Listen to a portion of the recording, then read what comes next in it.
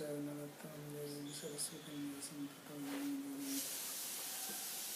we are reading from Srimad Bhagavatam, Canto 7, Chapter 2, the story of Hiranyakashipu, who is now speaking philosophy. In India, everybody has a habit of speaking philosophy. Especially when someone dies, everybody becomes a philosopher here. Or there is another problem, so even Hiranyakashipu is speaking philosophy.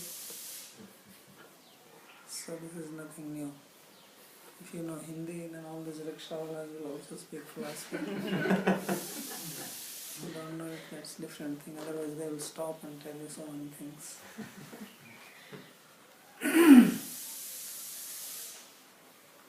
So that shows that how deep the philosophy has gone in the psyche of people here. So, but there is a difference in speaking and following.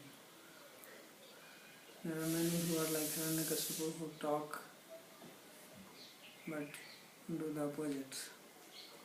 Because he is the same person who will go and perform very intense penance to take revenge. Although now he is saying that we are not this body, body is temporary and it is only the soul which is eternal, and therefore he should not grieve for the body. But then he will do the opposite. So this is also a characteristic of Indian mind at present. That when it comes to talking philosophy, there are so many who will talk. When it comes to actually practicing it, then you don't find many. So that is because people don't really have faith in it, and there is no experience. So just like, you read newspaper and then you start speaking about the, what you call it, politics, or what is in that stock market, they have a Sensex or something. Indicators. So something going up, down, everybody talks, then you go home. So it's just a time pass. So we read how he was preaching to his nephews and his brother's wife and to his mother. And he was telling the story of this king of Ushinar, whose name was Suyagya, how he got killed in the battle and all the wives came and they were grieving for him. So then Yamaraj came and a young boy and trying to preach, and this is what Hiranyakashipu was telling them. So now in this verse number 46, it says, Bhutendriya Manolingam Dehan Uccha Vachan Vibhu Bhajati Utsprijati Yanya Tachapi Svena Kevasa. So it says that the Atma goes from one body to another body and accepts different senses, mind, subtle body, gross body.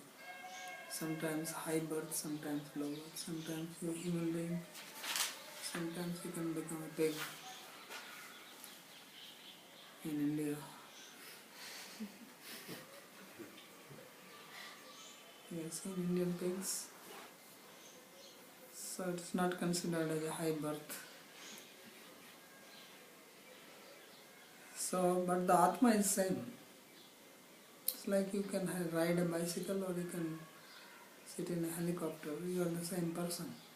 It's only the machinery which changes.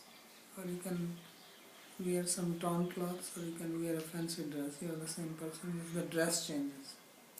So body is like a dress. Sometimes you can have a pig body, sometimes a human body, but you are the same. Not only that when this body is changing from childhood to youth and then old age, you are still the same. Body changes, but even you can change body completely. Now our body changes gradually, so we don't feel the change because it's so slow. Every day some cells are dying and new cells are taking birth. But looks like it is same, like the water in the river is flowing, but we think it is the same river. It's not same river because the water is gone every second. But because it looks same, then it appears that there is no change. But when a person dies, then there is a complete change. It's like water is coming and suddenly the water comes of a different color. Then you say, oh, this river looks different now. So we also change bodies, and according to our karma, we take different births. If you have done good karma, you get a high birth. If you have done bad karma, then you get low birth. So therefore it says, bhajati utsrijati. It accepts and it leaves the body. Hiyamnya tachapi svena teja. So tarisa samprati kutra gatva kim karoti. So in the previous it was said that the body lives along with, body is separate from life here. The Atma is separate from life here and the body, and it leaves it. So they are as if asking a question that now where is this king? Because his body is lying there. So where has he gone? So he says, Bhutam praptam indriya manorupam lingam suksham deho yeshu tan stul dehan bhajati prapnoti tyajti cha yatha imam deham prapti unisrajati iti bhava. So it says that the Atma, he attains the senses, the mind. So this is what makes the subtle body. Inside, externally we have gross body, and inside there is subtle body. It's like you have external dress and then you have underwear or underclothes. So that we don't see because those are covered by the external cloth. Like that, the external dress is the gross body, and then there is the underwear in the form of subtle body that consists of mind, intelligence, ego, 5 life hairs, senses, 10 of them. So it's 17. They make the linga deha, subtle body. So both are together. It's like we have 2 types of dress on us. Like that, Atma is carrying 2 types of dresses. And when it gives up the external, the inner remains. It's like you may change your external dress but keep the internal. The undergarments you may keep same, but you may change from jeans to skirt. So the undergarment remains same. The subtle body remains unchanged. And the gross changes. Only thing is that if a human being becomes a pig, then his subtle body also transforms. It's not given up. The gross body is completely given up, but the subtle is not given up, but it gets modified. So in the pig body you think I'm a pig, in the human body you think I'm a girl or a woman or a man. So your ego changes, but it is not given up. So when a person dies, the Atma leaves with the subtle body and goes into another gross body, and that subtle body also becomes modified according to the external. Like when you wear jeans, you feel one way. If you wear a skirt, then your feeling is different, right?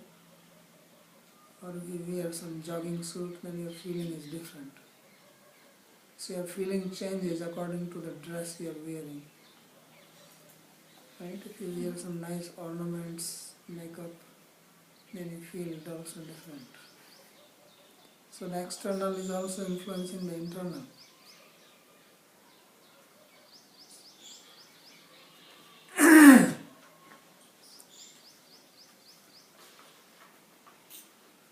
So he says, Anyastacchapi svena tejasa.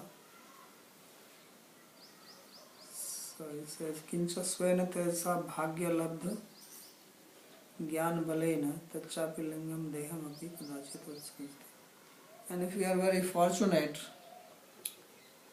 then you can also give up your subtle body, linga sharira. So that is very rare.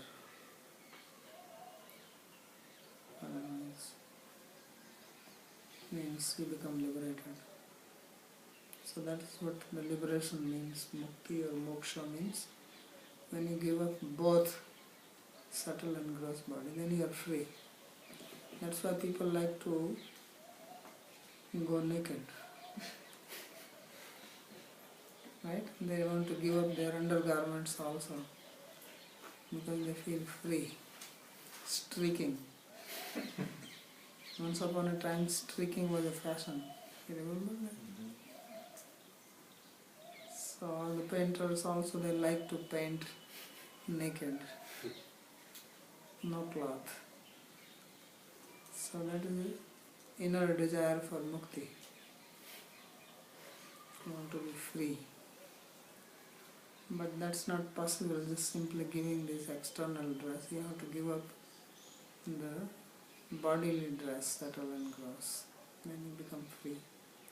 So that happens, he says, Tejasa. That means you only have jnana, knowledge. So unless you have the spiritual knowledge, you remain always clothed in subtle and gross body. And you keep on changing the gross body. And it continues without end. There is no beginning and it will continue. Only when you understand yourself, that actually I am separate from the body, then you can give it up. Because if you are not thinking you are separate, why would you give it up? Right? If someone is thinking that he is the shirt, then he will not give up the shirt. Because giving up the shirt is like committing suicide for him. So some people can think like this, and we think he is crazy. Right? If someone thinks I am the shirt, we will say he is crazy. But we think we are the body, it's also craziness. Right? So how many sane people are there in the world? So we already have identification with the body, and then on top of that we try to identify with our dress on it. If you put some fancy dress, then you feel differently. That's more identification. So that is like double craziness. Yes. Craziness augmented. So this is very rare that somebody gives up the subtle body. It's very, very rare. Yaval lingan mito hi atma tavat karma nibandhanam tato viparya klesho maya yogo nivartate. So he says now very clearly that as long as you have the subtle body, that long you will have bondage to karma. And you will keep taking birth after birth. And because of that, viparya means improper knowledge, and that gives you klesha. Then you are clashing. Clashing here, clashing there, right? Fighting with your mind, fighting with your sanskaras. So then you are in trouble. Klesha means trouble. So as long as we have the subtle body, then we have ignorance, and ignorance is the root cause of suffering. So everybody suffers. And Maya Yoga Nuvartate, then you have Maya Yoga. There are various types of yogas these days, like Iyengar Yoga, Vikram Yoga, right? Ramdev Yoga. There is one yoga called Maya Yoga. So this is the yoga which everybody is doing.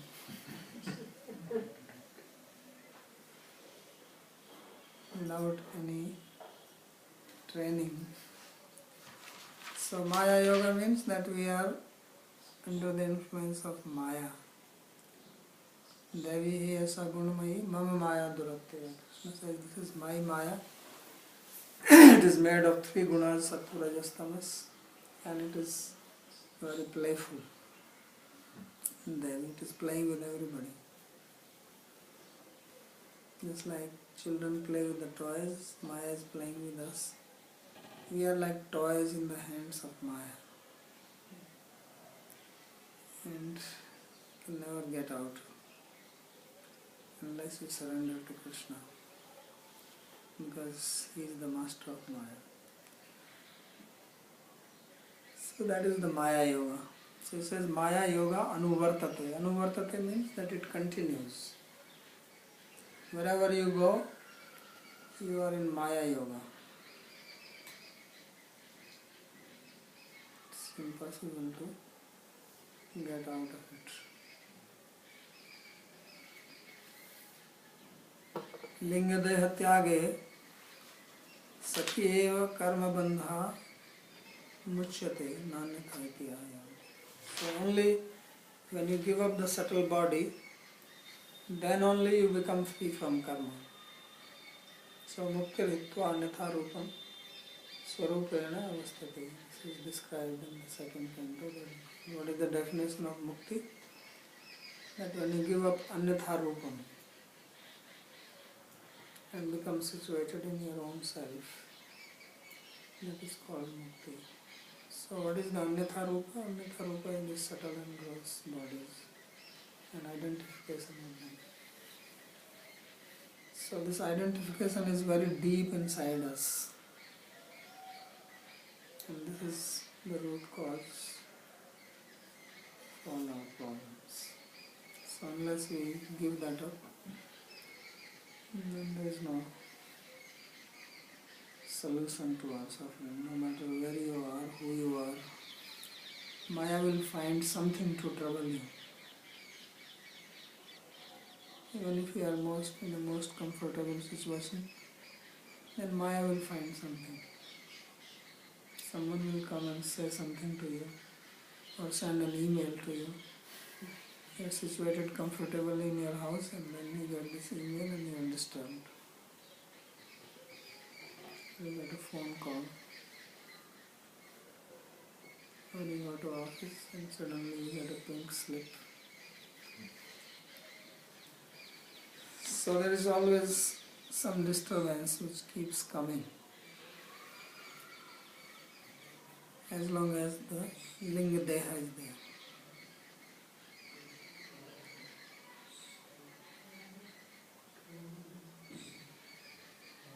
Vitatha bhiniveshoyam yadguneshu arthadrigvachaha yatha manoratha swapna survam andriyakam nisha. So he says that this is the false abhinivesa, absorption. Absorption means that our mind is absorbed in certain things, and considering that these things or these relations, they are mine, they belong to me. But these are all false. So obviously these false relations cannot give you proper understanding. Just like you see the dream. So in dream you can see many things, but then you wake up, then what happens? It's all over. And you realize that it was just a dream. So same thing happens now. That these things, not that they don't exist, not that objects or my house or my relations, they don't exist. They exist, but my relationship with them is assumed. It is not real, it's not lasting.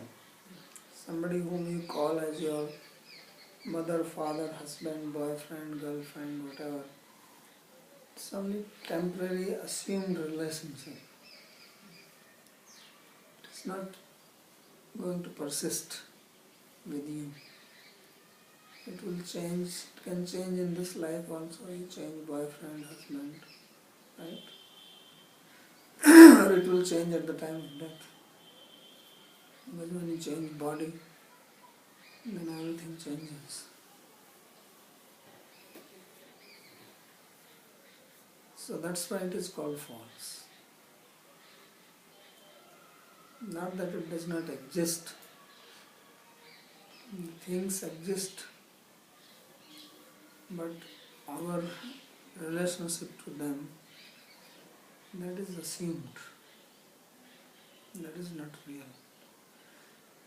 So when it is said that world is not real, what it means is that world is real. Because God is real. And He has power. That is also real. He is a real person. He has real power.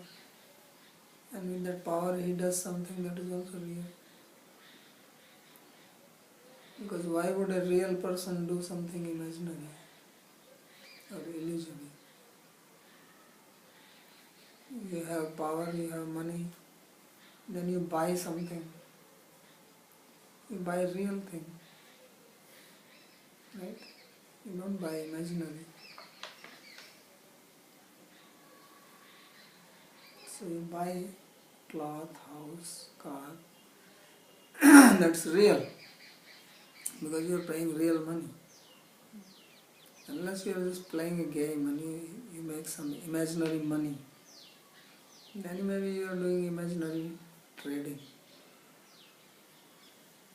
So God has real potency, therefore He creates real house,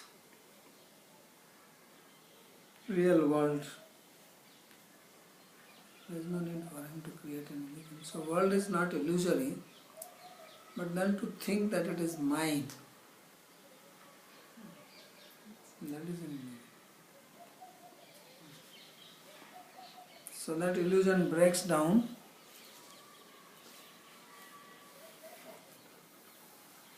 better to break the illusion now,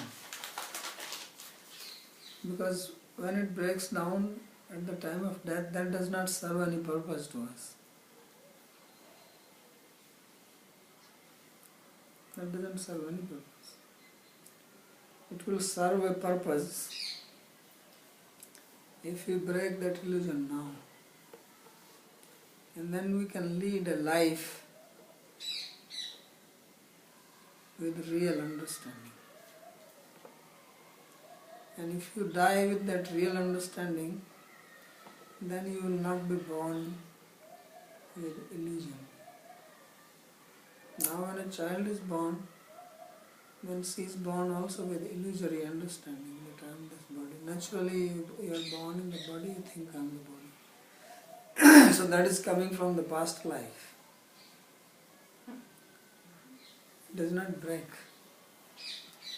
So if you want to break, you have to break it now when you are living. And then if you will die with this understanding, then you don't have to be born in illusion. Then you will be born as an enlightened person. And then you don't have to suffer. Then no more Maya Yoga.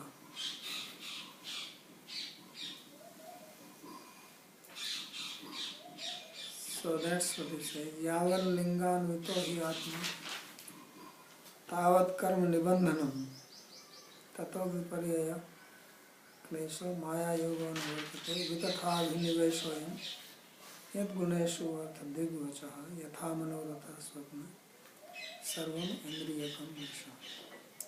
So all the knowledge which we know, this is from the senses. Right? either by seeing or by smelling or by touching or tasting or by hearing. That's how we get knowledge. There's no other way. So this he says is all false. False in the sense because we identify it. Tasmad yuyamapi karmabandha mokshaya eva yatadhvam natu karmaphalaya swargaya. Says that you should also endeavor to become free from the bondage of karma and not to get the result of your karma. So we are attached to the results of our actions and they are the ones which bind us. So he says you become free from this, make effort for this. Swargaya vashik sukha dukhasya astharitattvena sapnatulyatva. So this pleasure which comes from the Vishaya, sense pleasure.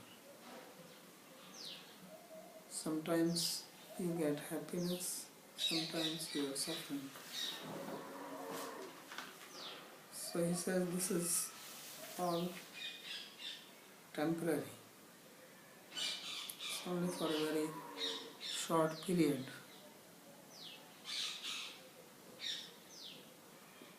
It's not permanent. So it's like a dream. Like you are having a nice dream, but dreams are very short. Even when it looks like that you had a very long dream, actually dreams last very short period, 10-15 minutes maximum. But it looks like as if few years have passed. So like that, our sensory pleasures are dreamlike. They don't last very long. Whatever you enjoy, you don't enjoy it for a very long time.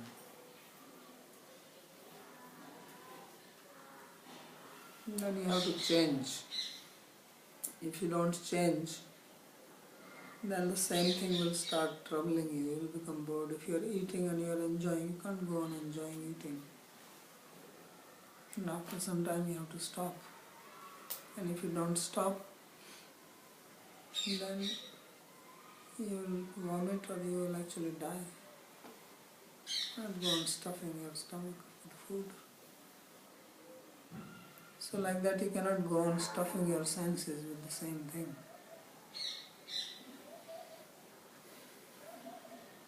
So anything which is enjoyable to a particular sense, if you have too much of that, then the same thing will start troubling you. And you have to change or stop. So he says that's why all these pleasures and pains, they are all vyartha vithato vyartha eva viniveshoyam. So therefore to waste your time in them, to become absorbed in them, it is useless. Kvasau yat guneshu gunkaryeshu sukhadishu artha vastava iti drigh vachasya iti adhikam. So he says, who is that who will pay attention to these things? Like there are statements in the Veda, Japam, Somam, Amrita, Bhuma, Slobhir, Viharam, that we will drink Soma juice and we will become immortal. It's like these days there are some power drinks. What is the famous power drink? Red Bull. Bonvita. That is very old. Yeah, there's much stronger ones now. Now they are real power drinks. Bonvita is very old stuff. That's for the babies.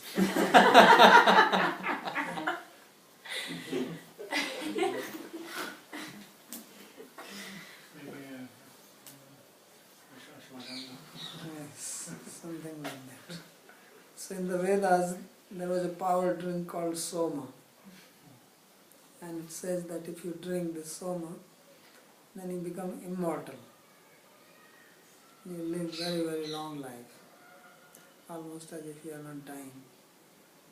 Imagine if you live for like 5,000 years.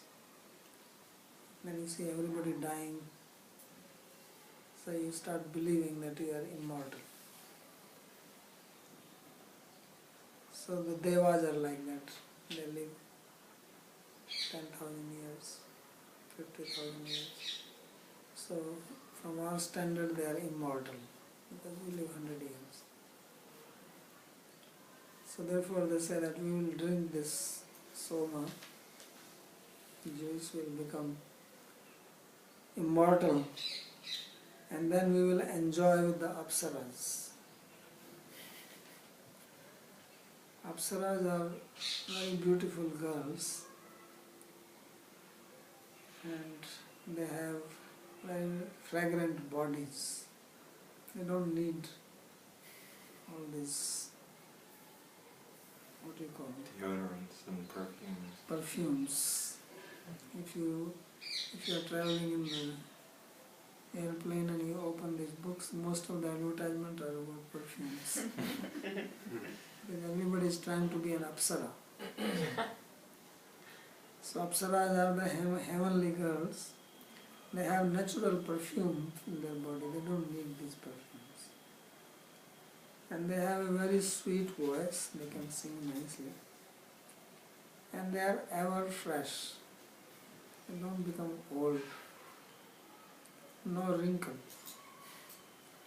They have naturally wrinkle-free face. So then there people say that we will enjoy with them. So this is what he's saying, that this is a bondage. This is what binds you to the material world. Yatha manoratha swapna iti manorathopi upnitasya dhanputradi labhanandasya swapne stri sambhogadi sukhasya cha swarg sukhasya cha tulyatva. So he says that this is all manoratha. Manoratha means just in the mind. Mano means mind and ratha means chariot. So what people do is that they imagine things. In reality there is not much pleasure, but you dream more about it, that I will go there and I will enjoy. And then you go there is not so much enjoyment, then you come back and then you talk more about it by exaggerating, and then other people listen to it and they actually think that there's so much pleasure there, I will also go there. So this heavenly pleasure is also like that. It's too much description and then people imagine it. But reality is not like that. So descriptions are always exaggerated. It's like the press reporters. When they report something, they don't always tell you the facts. There's always some politics, which one has to be said more and which less. So similarly, the descriptions are always exaggeration and then you dream about it. But the truth is not like that. So he says that all these wealth, children and possessions, they give happiness because we imagine it like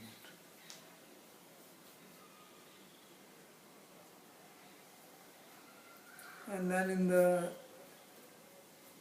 dream you may enjoy association with opposite sex, or the pleasure in heaven. So these are all not ultimately real.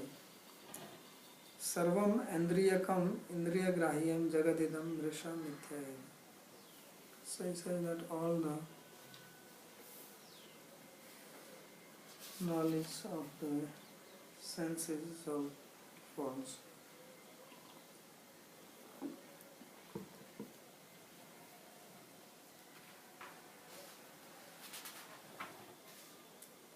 अथ नित्यम अनित्यम वा नेह शोचन्ति तद्विदा नान्यथा शक्यते कर्तुम स्वभाव शोचतामिति.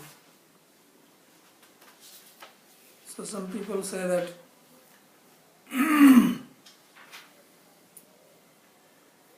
the world is eternal. Some people say that it is temporary.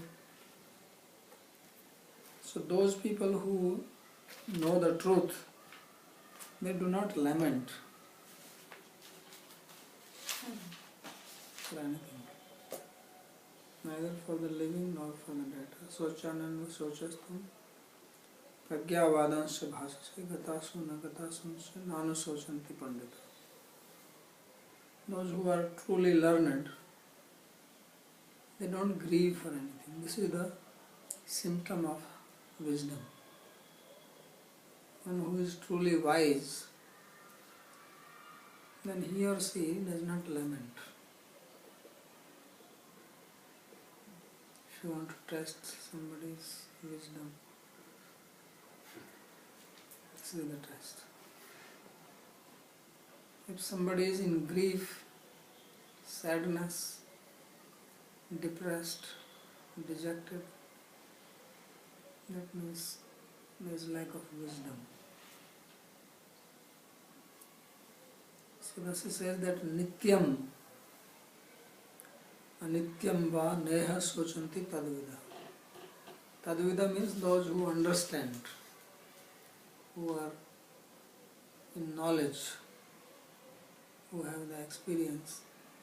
So they do not grieve for body or for the soul, because body is temporary, soul is eternal. There is no need to grieve for anything.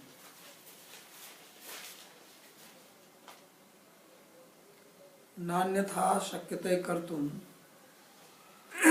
svabhava sochtamiti. Because what is the use of lamenting or grief? You cannot change anything.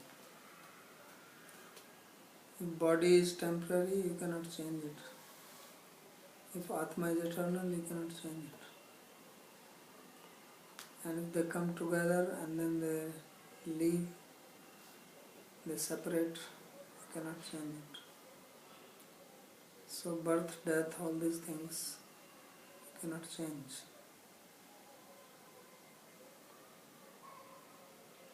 So therefore those people who are lamenting, there is no gain for them,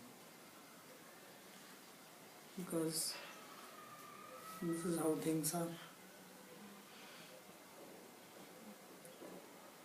So svabhavastu pravartate, the nature of things, like the seasons are coming and going. It's cold, then summer, then rains, then autumn, then cold, spring. It goes through the cycle. You cannot say that let it be always warm or always cold. No. So athanityam mimamsakanam mate anityam naswaram sattvam iti sankhyanam mate. So Mimamsaka, one school of philosophy in India, they say that world was never created and it will never be destroyed. This is what Mimamsakas believe. Therefore their heaven is eternal. If they are saying go to heaven, they are not thinking that Tetam bhuktva sargalokam visalam kshine punya martalokam vishanti. They don't think that heaven will be destroyed and you fall down. So you go there and you are there permanently. So they don't think that God created the world. The world is eternal. And then there are other school of philosophies like Sankhya. So they say that it is not eternal, it is temporary, it is created, it exists for some time, then it will be destroyed like day and night. So prabhanti haragama. Krishna says that at the daytime the creation happens, when it is night time it is destroyed. And therefore the world goes into this cycle, but it is real. Nanu tadapi na vayam prabudhyamahe tatraya nanita. So those who know this, they do not lament for anything. And those who do not know, they lament, but what will you gain by lamenting? That is the point. And saying that you are now crying here for this dead body. You can cry for 10,000 years. The body will rot and there will be worms in it. And probably then you will not be able to sit next to it. Yeah, because after 2-3 days it will have a stench in it. So then what will you do? And then it will disintegrate. So what is the use? Why are you wasting your time sitting here and crying? Go home. That is the wise thing to do.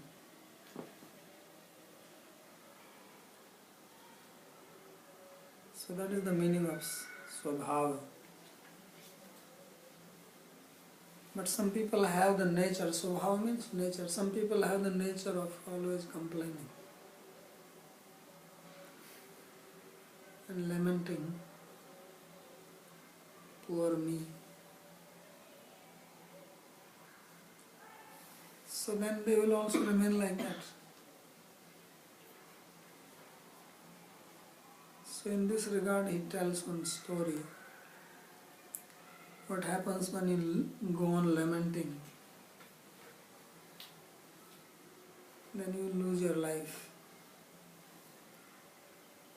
So lubdhako vipne kasyit pakshinam nirmito antakaha vitatya jalam vidadhe tatra tatra pralabham. Says that in the forest there was a hunter and he was as if the death personified for the birds, because he was catching the birds and killing them. Just like some people do fishing. So they go out for fishing and they catch fish. So basically they are death personified for the fish. Fish is quite happily swimming in the water, and this person goes and throws this angle, what is it called? Hook. And then he's catching the fish. As soon as the fish comes, then he's very happy. So he's happy, but fish is losing the life. Can you imagine? One person feels happy when the other one is dying. And then he pulls it up, catches the fish and throws it, and the fish is jumping up and down in pain. And it doesn't make any difference to this person. He is glad that he got one fish. And the fish dies. He eats it. So the person actually is death personified. He is actually a death, walking death for the fish.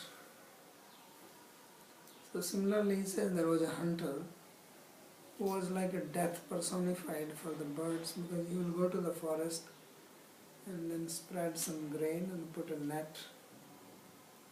And the birds, they come and they get caught in the net.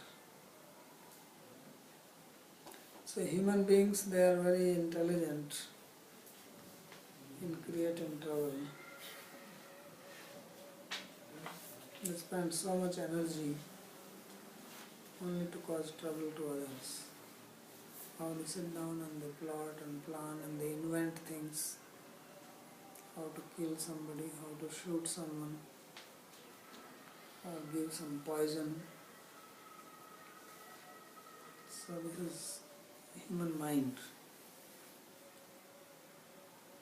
So what he was doing, that vitatya jalam vidadhe tatra tatra palo. He will go vitatya, spreading the net, jal, and tatra tatra pralogam, then he will catch people, bird, by attracting them. So just like you have the net, and you can do what is called surfing. You surf the net, and then there is something to catch you. And right? Then you get caught into it.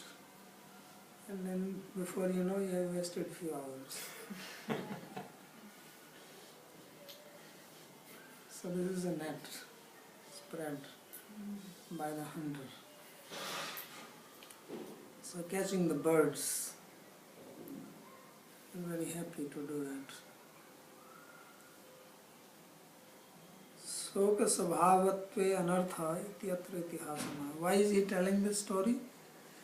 He is telling the story to show that how you get into trouble by being in grief by lamentation. Because when you are in lamentation, you are in grief, your mind and your discriminative faculty does not function properly. It becomes abnormal. It's like when you are angry, then your mind does not function properly. So same in grief.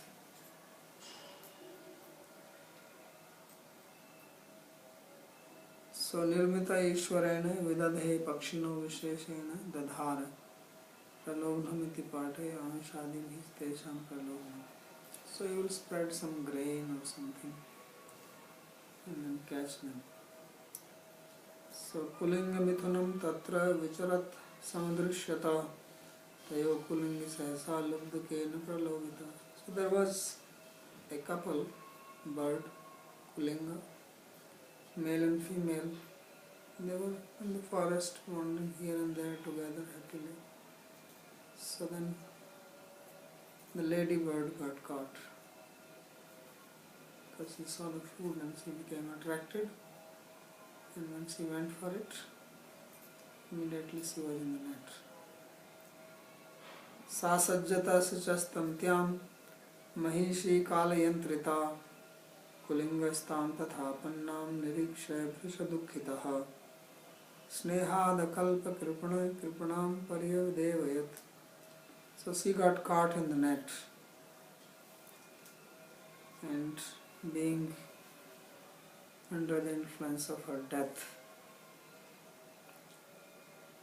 so the thread of the net, they caught her feet and she was unable to fly. And the Pulinga, the husband, the male bird, he was looking, and then when he saw that his wife is caught in the net, then he became very sad. Snehada kalpa kirpanam paridev. Why? Because he had affection for his wife, he had attachment. So he looked at that, and then he became very disturbed, and then he started lamenting for her. So we'll stop here because now he is going to lament. So let's give him some time. Let's give him a break so that he can lament nicely tomorrow. So this is story of the bird, but this is what happens with human beings basically. stop if there is any question. Does the relationship with the spiritual master, is that continue? Yes. It does. How does it continue? Because it stays in the subtle body, or? Because spiritual masters are actually a representation of God. So that's why it continues.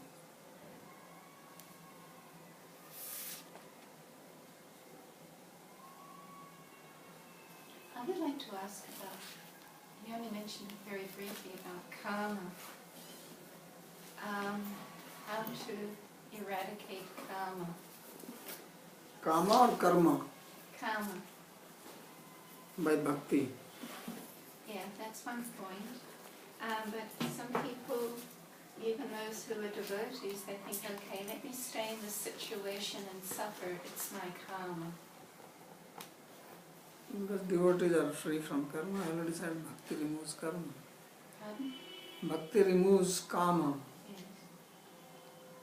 So how I don't understand that they can stay in it. Can you give an example?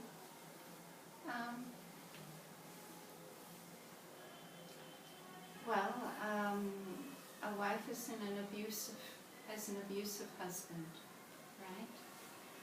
And she becomes a devotee, right? So she decides that, look, this is my karma. She understands something of the philosophy. This is my karma. So better I finish this karma. I will stay in the relationship and just take the abuse. And it's just my karma, and my karma is going away. It's being released. Yeah, but that's not what karma means. Mm-hmm. Because when you become devotee, then there is no more karma. You are not under the law of karma. Right? Mm-hmm. Because devotee means who surrenders to God. Karma is under the control of Yamaraj. He is in charge of karma. So this is for those people who don't surrender to God. That's why for Ajamila, the Vishnu Dutas came. Yes. Yamdutas also came because Yamdutas are thinking that this person is a sinful man and he has to be taken to Yamaraj. But because he chanted the name Namabhas, then the Vishnu Dutas come and they say that no, you cannot take him because he is not under your jurisdiction anymore. That is the meaning of that story, that Ajamila was not under the jurisdiction of karma anymore. That's why Vishnu Dutas, they stopped them. So if one becomes a devotee in true sense, then one is not under the law of karma anymore. And what does in the true sense mean? It means you surrender fully, 100%. Okay. But then you don't identify with the body as a means for enjoyment. You consider your body as an instrument of service to God. Mm. So then you don't say, well, let it be abused and I'm getting rid of my karma. Mm-hmm. No. This is an instrument of God, so why should it be abused by someone?